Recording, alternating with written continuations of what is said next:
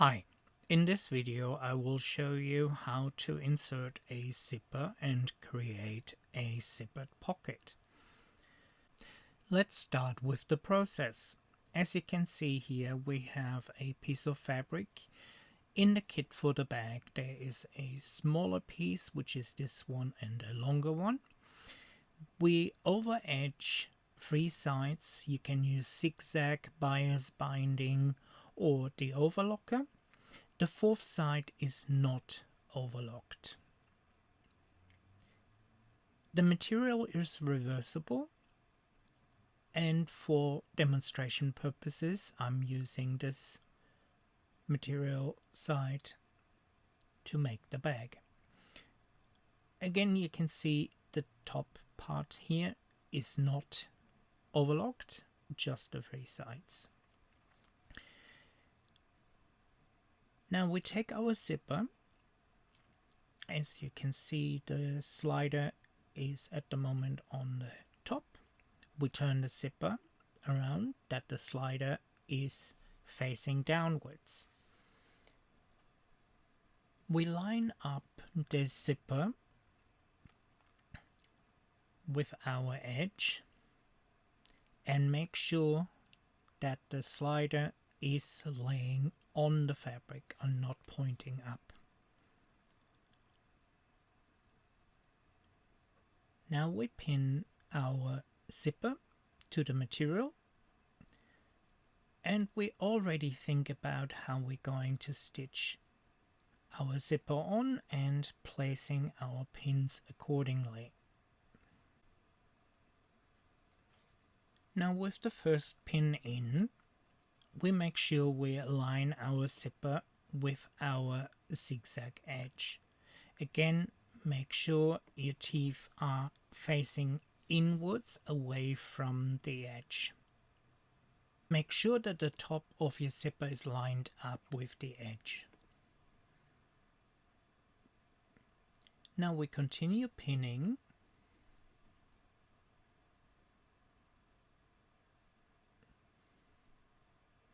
Make sure that the zipper is laying flat on the fabric and that you don't create a bulge or bubble underneath. When we have finished pinning, we go to the other side. We align our zipper, as I'm showing here, on the other side of the pocket. Again, the teeth go inwards and the slider will be facing down. We continue pinning and making sure that we have the same distance to the edge everywhere.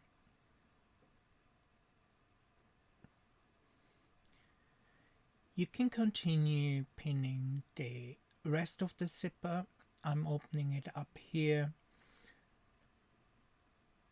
making sure that we have the same distance to the edge.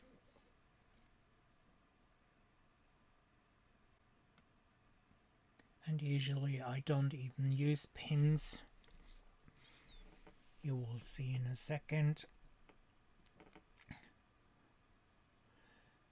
What I'm doing is now checking that the zipper is closing. See how the material moves to the sides. The pin came loose, so put it back in. If you have your slider in this position showing on the other side, we have a problem, because this will be how the finished zipper looks like. Now at the machine, I'm starting with a piece of cloth where I'm starting my stitching. I'm removing my regular presser foot and inserting a zipper foot. As you can see, this one goes to one side. Your machines might have different ones that are interchangeable, or that you need to move around in order to go to the left or the right side. I'm showing you the technique, how it's done with a foot that is only to one side. what we're going to do is we aligning our zipper with the foot so that the teeth are going to the left of the foot. Make sure you're as close as possible to the presser foot with your teeth, meaning the one of your zipper. Would be awkward to have your teeth underneath there. And then continue stitching it on. The good thing about this technique is if you make a mistake where you're going a little bit further to one side, you can easily rectify that by stitching over it again. As you can see here, now I'm making a mistake. I pull the material in the other side and my zipper. Now showing you how to rectify this, I backtack and I am guiding the zipper teeth next to my presser foot with my fingernail. This is the easiest way for me to do that, and as you see here, the seam before was further away. Now we fix this.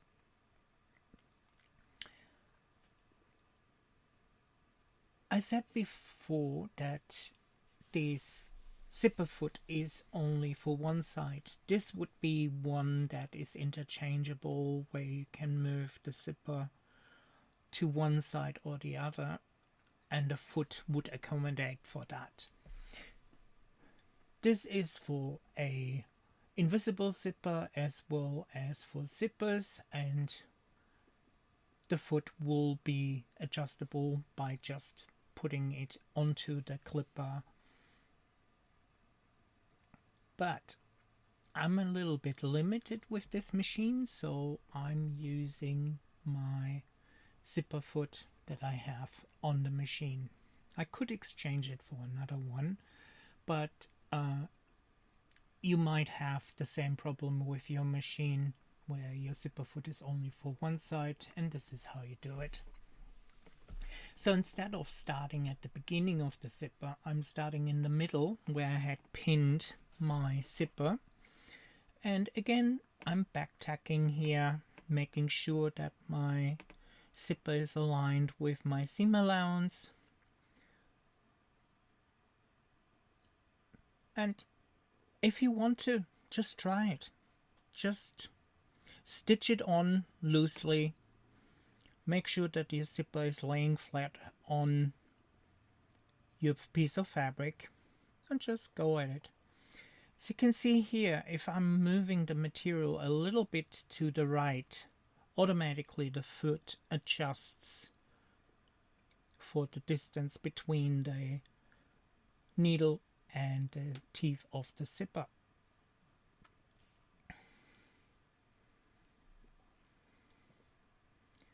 Now I'm stitching back on my piece of fabric, and there we are. Now I'm trying if my zipper will be closing properly, but as you can see here, there is a little bit of game left where I didn't go close enough to the zipper teeth. And the good thing about this technique is, as I said before, you go over it again, which I'm going to do now, and you will see the difference where the second stitch line is going to be. Again, there's a little bit of a trick. If you hold the material a little bit to the right in front of the zipper foot, it will help you to guide the teeth of the zipper right next to the presser foot. Also, what I'm doing here, I'm showing you exactly the technique that I use. I have my fingernail on the front of the zipper foot, so I don't slip off and land with my nail underneath the needle, which is not a good feeling. So a bit closer here. And you see how close you can get to the teeth of the zipper with your presser foot. The metal piece gets pushed aside as well, and you back tack here. By the way, this little piece at the end of the zipper, or the beginning of the zipper, this is accommodating for the seam allowances that we have in most of the garment, which is about 1.5 centimeters. So clip the thread off, stitch on your piece of fabric, and this is how your zipper will look like.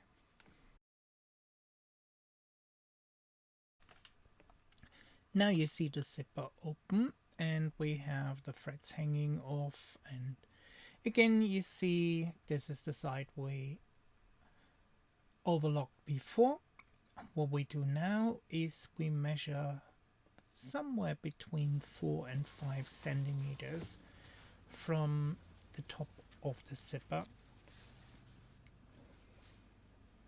That will create our pocket for the inside, which we have to insert into our hem.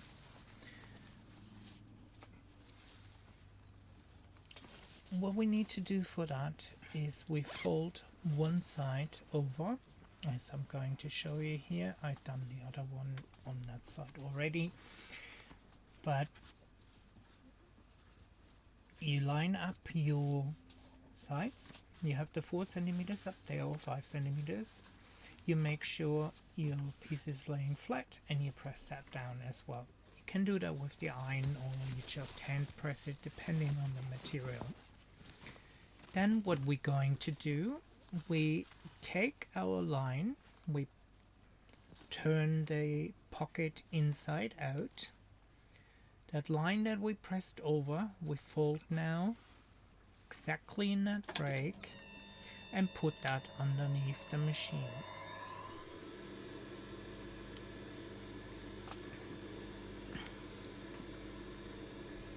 One thing you need to think about is open the zipper, because otherwise it will be painful to get into your pocket.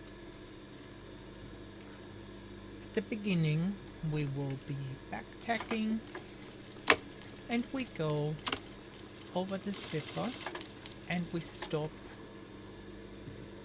short before we have the second piece. You will see here, I'm going a bit closer.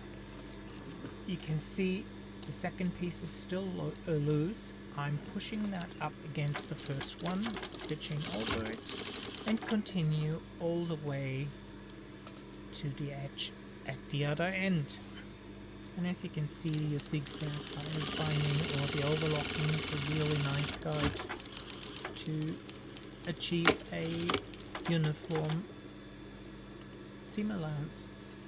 Now on the other side, what I've done here already is I overlocked this one and cut the zipper. Now we're off to the overlocker. This is an industrial overlocker that I actually learned on in the 80s, which is I think from the 70s or even 60s. Now, you might remember we didn't overlock or zigzag or bias bind one of the edges, and this is why we do that. We're going to cut off our zipper now. This way you know how to shorten a zipper. Make sure your shears are sharp, and then cut the zipper and back at the sewing machine. I'm finishing now the other side. Again, at the beginning we back tack, we line our seam allowance with the foot. And here I'm going over the zipper and I'm back tacking just to make sure that the zipper doesn't open. Back tack at the end, and that's that part. Now I'm taking the piece out of the machine. I'm going to clip my threads here is the seam on the side where the end of the zipper was cut off. This is the other side that we done before. There are some stray threads which you need to clip, and then you start turning your pocket out. Back at the machine, I'm using my shears and the flat side of the shears to turn my corners out. I do that on all 4 of them. As you can see, that's the flat side. Just turn those corners out. We continue turning our pocket outside out, and then we can look at the seam allowances. Here we have this open seam allowance where both sides of the seam allowance can be pushed to the opposing side, which creates a really flat seam. On the other side we have a closed seam allowance, which allows us to push it to either side. What you will see here is that the zipper pushes the seam allowance to one specific side, and that one side of the front here will be thinner than the back. So you have the seam allowance laying to one side. Now I close the zipper and our pocket is ready to be inserted in the bag when we're finishing the top hem. Enjoy!